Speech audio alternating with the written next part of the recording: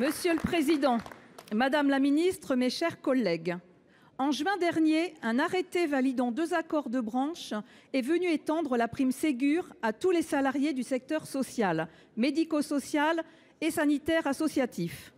Il s'agissait d'une demande ancienne de la part des acteurs du secteur qui dénonçaient une injustice envers les oubliés du Ségur, la prime ne visant à l'origine que certaines professions uniquement, notamment les soignants.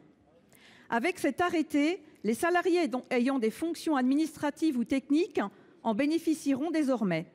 Cette extension de la prime sera financée par l'État, la sécurité sociale et les départements. Si l'on peut se réjouir pour les professionnels concernés, tel n'est pas le cas des départements et des associations dont la situation financière est déjà plus que fragile avant cet arrêté. Ils se retrouvent contraints par cette nouvelle mesure rétroactive sans avoir été consultés au préalable. Les dotations insuffisantes, l'explosion du coût des matières premières, les revalorisations salariales, la hausse des prestations sociales qui leur incombent et l'effondrement des droits de mutation concourent à la dégradation des finances du Maine-et-Loire et plus largement de tous les départements. Beaucoup d'entre eux sont arrivés au bout de leurs capacités et ne pourront tout simplement pas financer la prime. Bientôt, il leur faudra choisir entre leurs missions, car il leur sera impossible de toutes les honorer.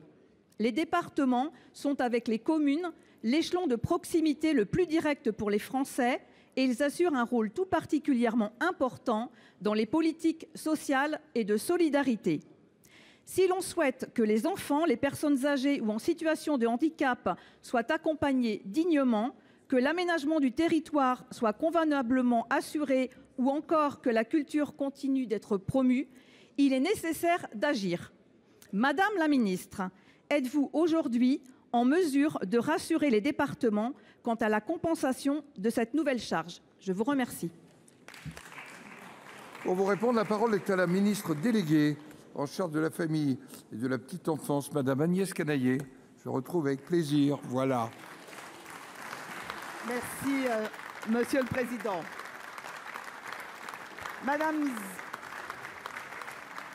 Mesdames et Messieurs les sénateurs, Madame la sénatrice Corinne Bourcier, vous mettez en lumière l'accord historique de revalorisation des professionnels du secteur sanitaire, social et médico-social. Cet accord, qui a été conclu à l'unanimité, permet d'étendre la prime Ségur aux 110 000 professionnels qui n'en bénéficiaient pas jusqu'à présent. Surtout, il engage les partenaires sociaux de la branche dans une dynamique résolue de fusion de l'ensemble des conventions collectives existantes.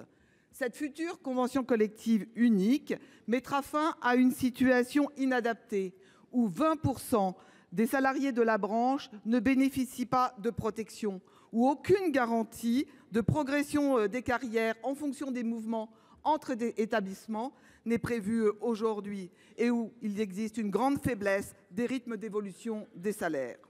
C'est donc un enjeu avant tout d'attractivité, avant tout au-delà même de la simple revalorisation immédiate. Il est le fruit d'un travail concerté entre le gouvernement et les départements, comme vous l'avez souligné, et cela depuis plus de 2 ans.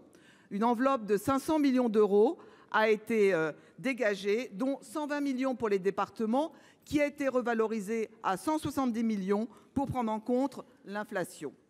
Comme vous le soulignez, plusieurs types d'établissements relèvent de la tarification et de la responsabilité des départements, que ce soit dans le secteur de la protection de l'enfance ou pour les personnes en situation de handicap.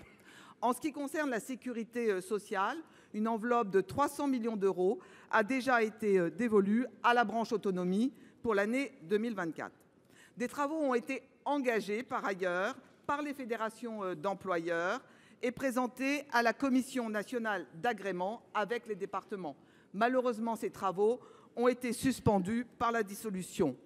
Le gouvernement s'est engagé à ce que ce comité se réinstalle, comme l'a prévu et l'a affirmé le ministre Christophe auprès du président de l'Association des départements de France. Ces échanges sont indispensables. Nous comptons et nous y travaillons.